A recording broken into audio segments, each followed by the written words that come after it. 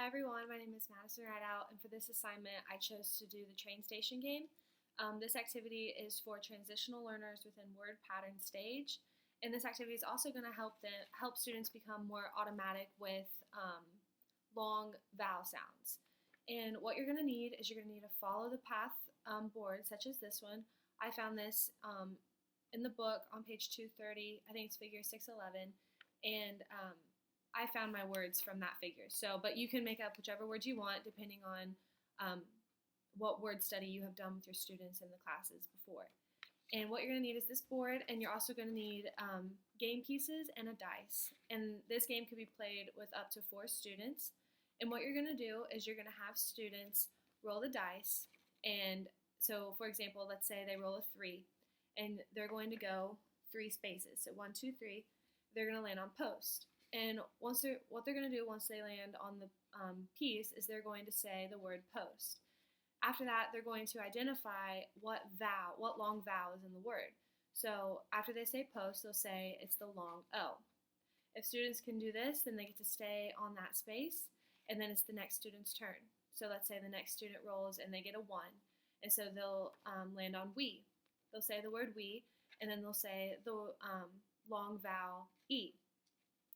And whichever student can get all the way over here to the station wins. And this will help students become more comfortable with long vowel sounds and being able to recognize which vowel makes what sound and things like that. And to make this harder, you could create a spinner. And the spinner will have all the vowels, so A, E, I, O, U. So let's say the student spins and they get the O. What they're going to do is they're going to have to identify which word has the long O sound. So they'll come up to post because that's the first word that has post.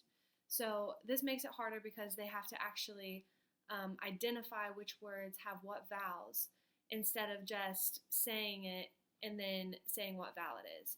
So this will make it a little bit harder. And then if you want to make the activity a little easier, for example, for students that are in the letter name alphabetic stage, you could use this with short vowel sounds. So, for example, it could be hat, and they'll have to say the word and then say the short vowel sound. I think this activity will really help students become more aware of their long vowel sounds, and I also have used this in the classroom, and students really enjoy being able to play the game and trying to make it all the way to the station before everyone else. Another way to make this harder is if students land on the word post and they correctly identify the word and they correctly identify the vowel, they then could come up with their own word that has the same long O sound.